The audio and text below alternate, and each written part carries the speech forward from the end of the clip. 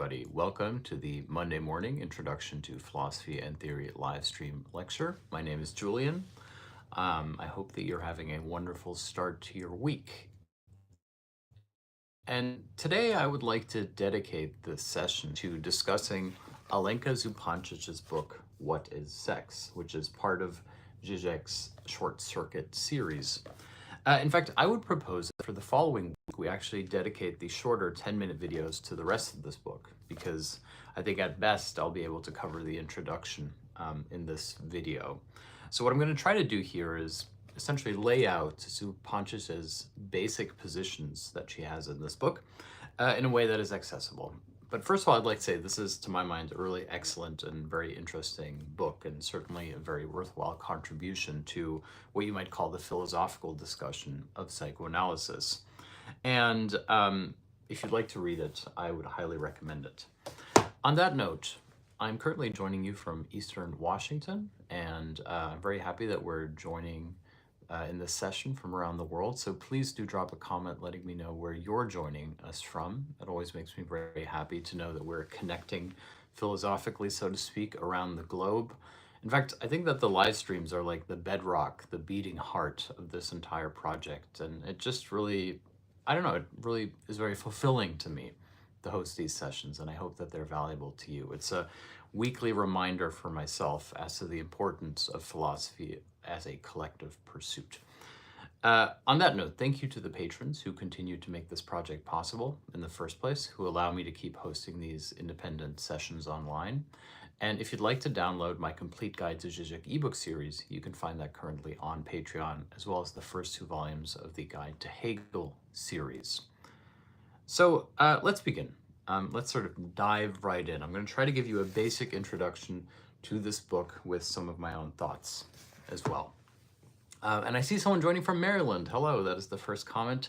Greetings to Maryland. Wonderful that you are here today. Okay, so first of all, as I said before, this is a book, What is Sex?, that exists in the Short Circuit series, which is a series of books that is essentially edited by Slavoj Žižek with MIT Press. And Žižek himself has contributed several volumes, including The Parallax View. And the basic premise of the Short Circuit series is to take what might appear to be an obvious topic and to reframe it, to see it through a different lens, a new light, as it were.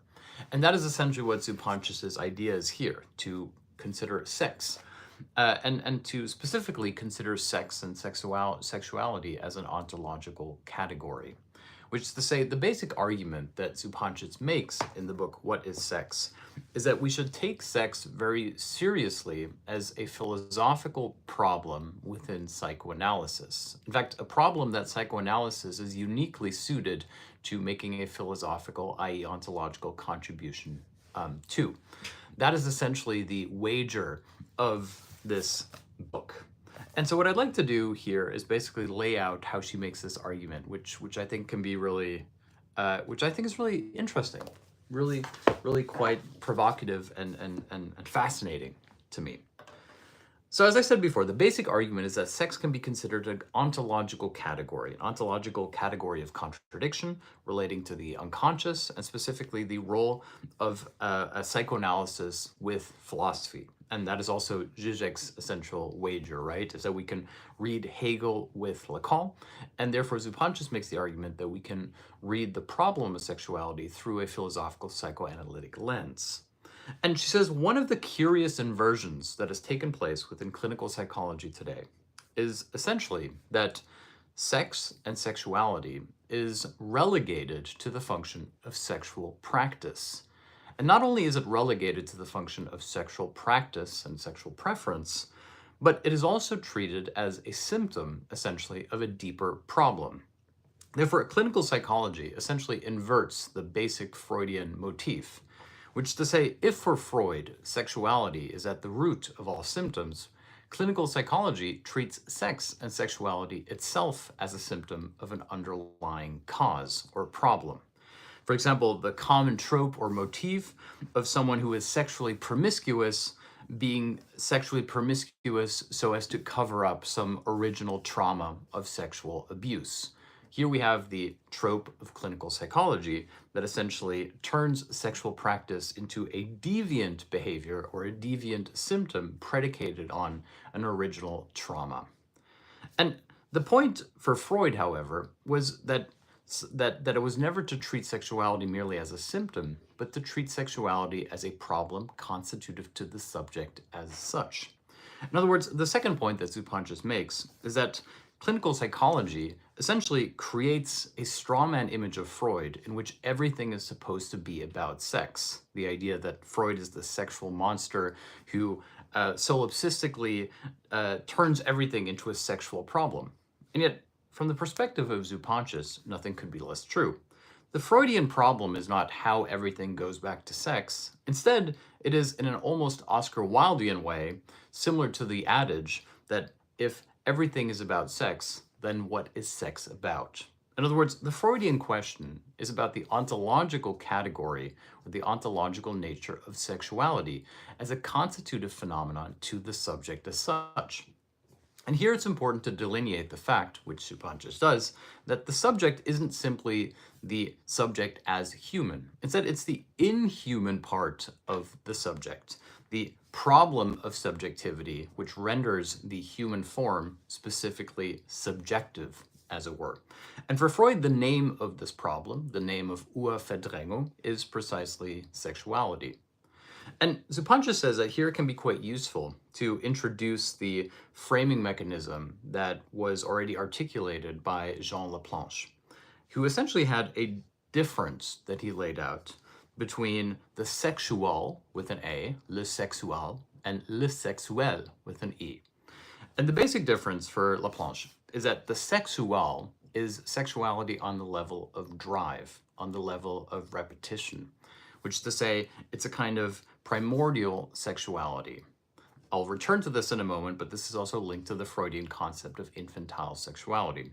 This sexual, this sexuality of the drive, is then contrasted with sexuel, which is sexuality on the level of desire, specifically on the level of biological pheromonal desire, therefore being essentially the difference between a prepubescent drive and a pubescent desire, two modes or refractions of sexuality as such. And Zupančič makes the argument that the scandal of Laplanche's insight is that he essentially posits that sexuality on the level of the drive, le sexual, is something which precedes sexual desire as an organic, natural, biological instance, which is to say the child in its prepubescent stage already exhibits the sexual dimension of drive bereft of its organic, pheromonal, procreational, if you will, necessity of desire, which is to say the child experiences sexual drive bereft of sexual desire. And this for Zupančič is the original scandal of infantile sexuality, which is to say it's not the seemingly obvious discovery that a child is sexual. Instead, it's the more shocking discovery that there is a precedent to organic, quote-unquote, natural sexual desire, which is precisely the desire of repetition, the desire of drive.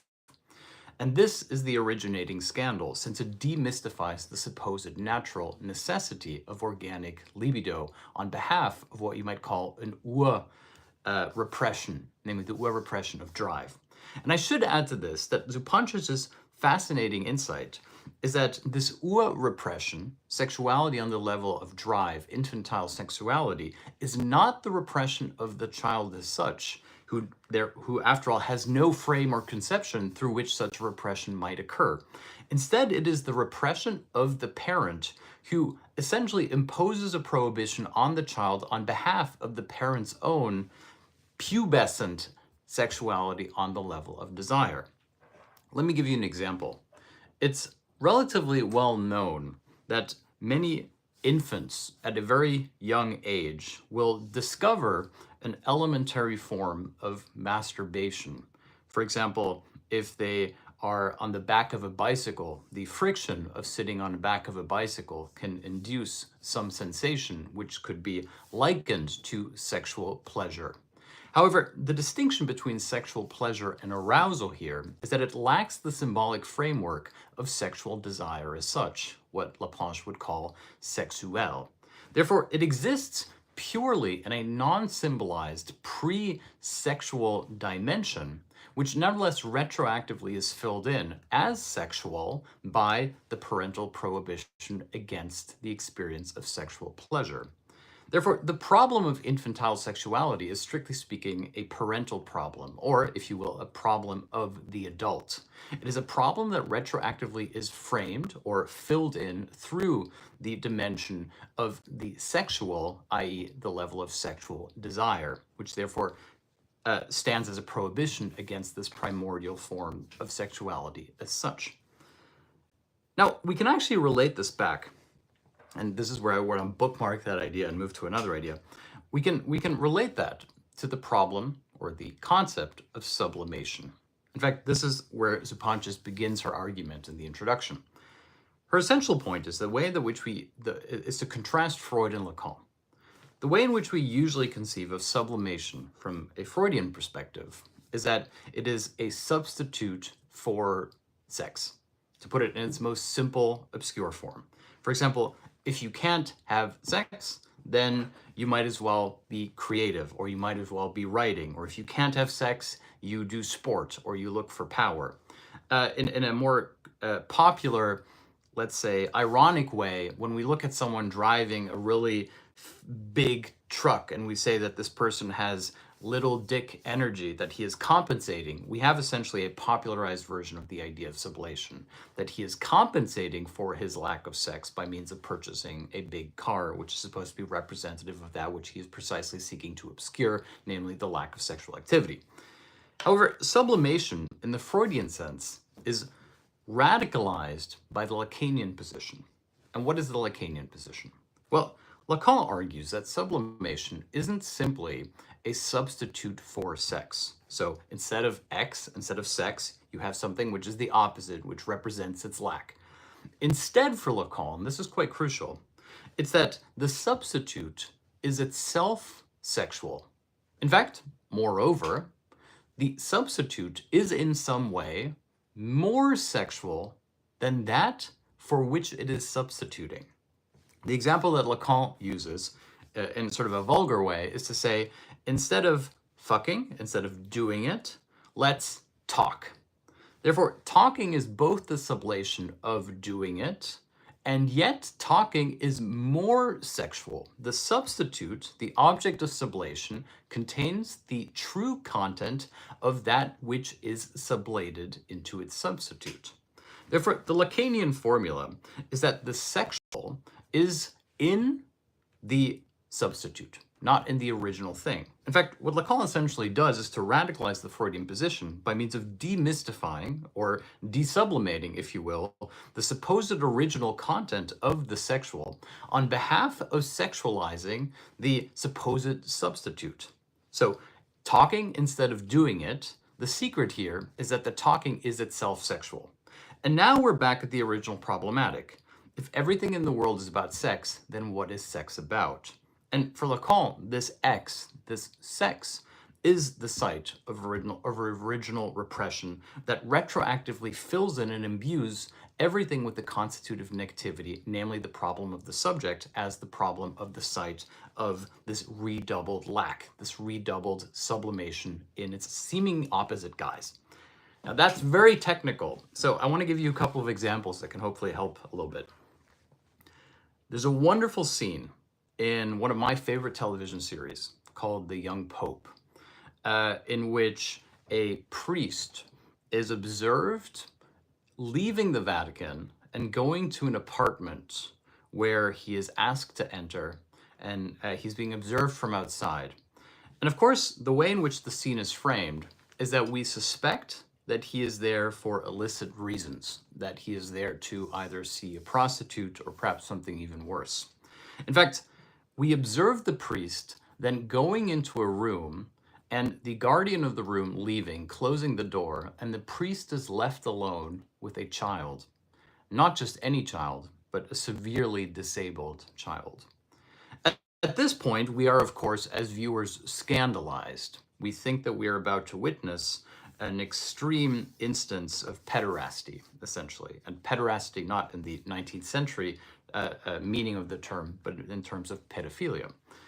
However, the scene then complicates itself in a way that is unexpected and yet no less revolting to us, which is that instead of abusing the child, which is what our framing might have led us to believe, the priest is extremely tender with this severely disabled child, simply holds him, speaks to him, prays with and for him, and essentially takes care of the child.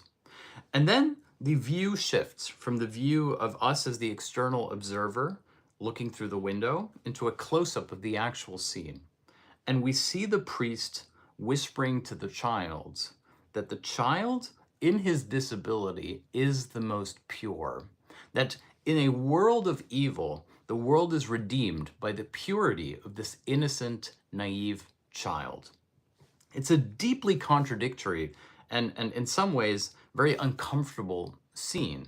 It combines the highest with the lowest, the sacred with the profane, but it also introduces the problem of sexuality, which is to say, it demystifies the notion of sexuality simply as sexual practice, and instead introduces the problem of the sexual even within the supposed charitable encounter between the priest and the disabled child, which is to say the priest projects onto the child a pre-sexual dimension of innocence and naivete, which therefore makes him sacred, therefore being the embodiment of the highest for the priest.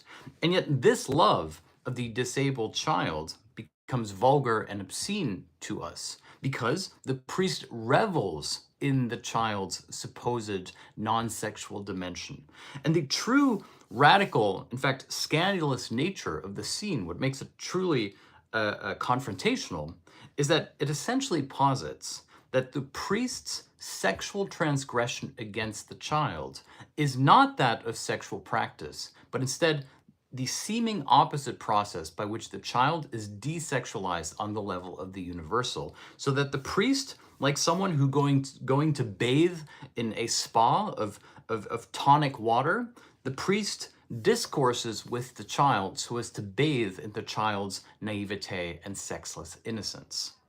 Now, it's important to note here that this scene isn't meant as a condemnation of the priest. In fact, in the second season of the show, this theme returns in a very redemptive way as a message, or if you will, about the very problem of the faith as such. And yet, here we have the problem of the sexual in a way that I think is very close to Zupančič, which is to say it's not the problem of sexual practice, nor is it the argument that there's an originating sexual dimension to all of our activities. Instead, the sexual is that which intervenes precisely at the moment in which it appears to be a desexualized, non-erogenous encounter. Here we have precisely the sublation into the most erotic tendency. And that is the Lacanian position. The Lacanian position is that what appears to us as non-erotic, as non-sexual, is precisely the site of sexuality. And vice versa, to engage in the supposed authentic content of the sexual as its natural embodiment of human behavior is precisely the least sexual, the least erotic. Here we can also see, to my mind, the problem of sex for Lacan when it comes to fantasy, which is to say, sex has to be supplemented by fantasy in order to be properly sex. This is similar to the Aristotelian problem of the political animal. Aristotle argues that man is the paradoxical animal that only becomes in sync with his nature, i.e. becomes truly human, at the exact point that he exits nature. Which is to say, man is that paradoxical creature that only by means of entering into the polis and entering into human communion with others takes on his most natural role.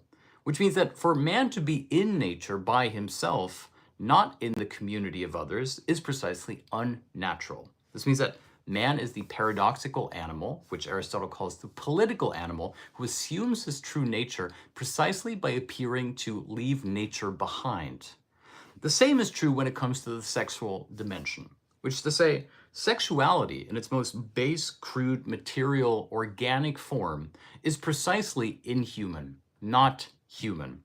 Whereas the human dimension is when we infuse or supplement sex with fantasy, with the full weight of socio-symbolic relations.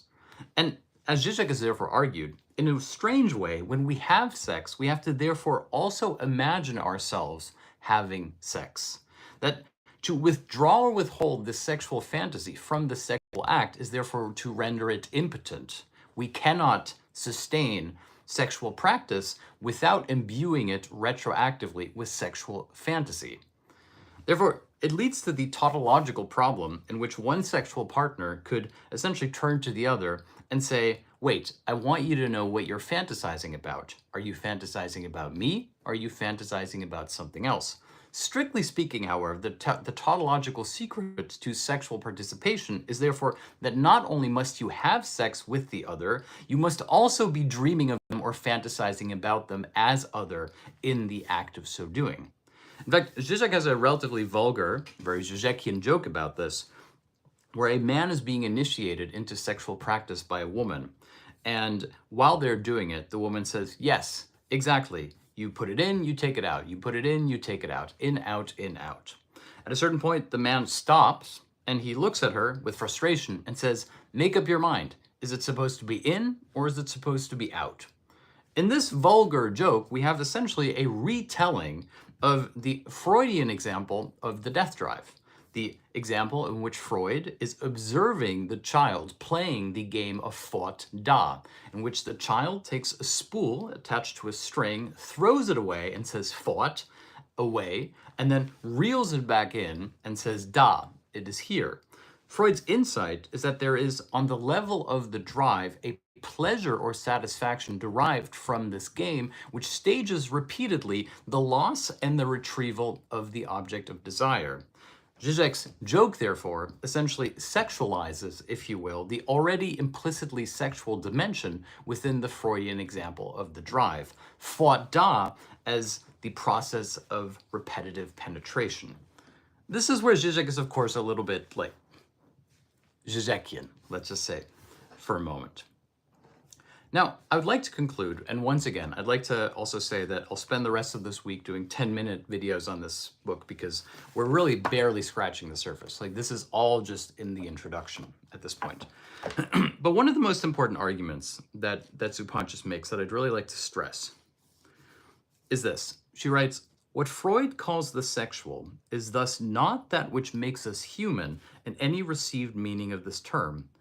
It is rather that which makes us subjects, or perhaps more precisely, it is coextensive with the emergence of the subject. And this inhuman aspect of sexuality is what Lacan emphasizes. Therefore, the subject here has to be seen as the subject of psychoanalysis, which is to say the subject not of supposedly natural, healthy sexual participation, which would be the clinical idea of sex, but instead the subject that is constitutively negated by the original repression between sexuality as drive, the sexual, and sexuality as organic desire, and the sexual. This antithesis between the two, this problem of sex as repetitive drive versus sex as object-oriented desire, if you will, is constitutive to the subject. Therefore, the Freudian problematic is never everything is about sex, everything is reduced to sex. The Freudian problematic is instead sex is a floating signifier. It is empty, it is bereft, it is itself something that is overdetermined by that which it is not. Therefore, the question is not what is everything is about sex, but what is it that sex is about? Hence why Zupančič essentially argues that sex should be considered an ontological category, or a philosophical problem articulated within psychoanalysis. And now I'd like to conclude by means of explaining why Zupančič argues that Lacan is uniquely suited to this. In other words, if sex is an ontological category, why does it have to be studied within psychoanalysis? What makes psychoanalysis uniquely suited to the study or conceptualization of sex as an ontological problem? Why not just stick with philosophy?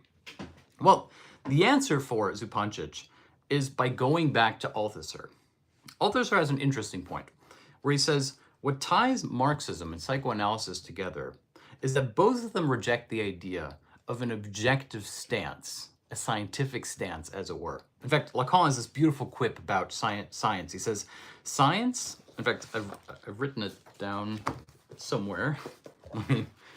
Yes, Lacan has this great line where Lacan says, analytic discourse is not scientific discourse, but a discourse for which science provides its material. In other words, the basic observation is that supposedly scientific, objective analytic discourse is itself not neutral. The assumption of a scientific frame is itself a subjective frame. Therefore, to be objective is itself a subjective position. The neutral position is itself already the assertion of a certain disavowed non-neutrality, as it were. Marxism and psychoanalysis, on the other hand, radically takes a position. In fact, says one has to assume a position of radical subjectivity so as to be able to make any claim in the first place. This means that it demystifies the disavowed subjective content within the supposedly objective discourse. Hence why Lacan says that scientific discourse is a discourse for which science provides the material that retroactively presents itself as objective. This means that what psychoanalysis and Marxism have in common is that they radically tie themselves to a certain position. Zupančič's argument is that psychoanalysis is the best suited towards the ontological reframing of sexuality because it takes sex and sexuality as its constitutive problem, as its foundational X, if you will. And here she relates it back to the battle that used to rage between Lacan and clinical psychologists, as well as other psychoanalysts at the time. The accusation against Lacan was that he was intellectualizing psychoanalysis, that he was essentially bringing literature and philosophy and politics into what was supposed to be the sober, neutral practice of psychoanalysis. However, for Lacan, this intellectualizing is precisely the truth of psychoanalysis. Now, why would he argue that? Well, let's go back to his position apropos Freudian sublation. Remember, Freud argues that sublation is a substitute for the original content of sexual repression. Lacan changes this and radicalizes it by arguing that the substitution is itself the true content of the sexual. For example, as Lacan says, instead of doing it, let's talk. Therefore, talk is not merely a substitute of the sexual, it is the more sexual thing. It is that which contains the truth of the original sexual, which has no authentic content in and of its such, save for the dialectical repression between the sexual and the sexual, namely sexuality on the level of drive versus sexuality on the level of desire. This means that for Lacan, intellectualizing psychoanalysis is precisely a mirror for the central key of Freudianism, which is to say, if intellectualizing is supposed to be a substitute for sober, neutral psychoanalysis, it is in fact the other way around. Intellectualizing is precisely the substitute for the supposed original thing that robs it of its original supposedly neutral content. Therefore, Lacan embraces the label and the accusation of being the one who intellectualizes psychoanalysis because he believes that in this supposed intellectualization, this substitute as it were, he is demystifying psychoanalysis from its original supposedly neutral or objective core. Therefore, what appears to be an attack on Lacan, that he is intellectualizing psychoanalysis, is for Lacan in and of itself a formula as to the supposed rejuvenation of psychoanalysis as such, which is very Lacanian. Now, the central argument of Zupančič's book, to conclude, is that we should treat sexuality as an ontological problem which can be examined through the lens of psychoanalysis. That, and this is crucial, this is the final thing I will say before wrapping up, hence why I've underlined it to make sure that I don't simply paraphrase it. Her point, therefore, I want to make sure that I think I may have written it down here. I apologize, I'm not very good at keeping notes. I really do speak off the cuff. Yes, her main argument is therefore, 1, sex is a concept that, oh my gosh, now I need to be able to read my own handwriting. Sex is a concept that articulates, I really don't want to get it wrong. This is very important to me. Sorry, just give me one moment. I'll look for the original passage. Thank you for your patience. Let's see. Yes, okay, here I have it. This is the concluding section of this lecture.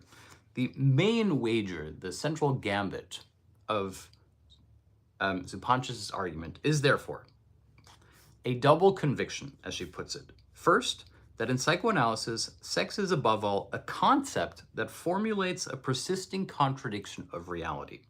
And second, that this contradiction cannot be circumscribed or reduced to a secondary level, as a contradiction between already well-established entities, beings, but is, as a contradiction, involved in the very structuring of these entities, in their very being.